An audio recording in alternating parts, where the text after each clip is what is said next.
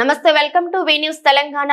Victory Shotokan karate association do India ఆధ్వర్యంలో academic heights public school నాచారంలో karate belt grading exam ఘనంగా నిర్వహించబడింది.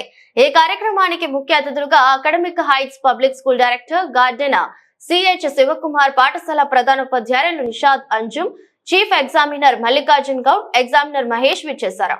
కార్యక్రమంలో academic heights public school విద్యార్థులు 150 మంది పాల్గొన్నారు.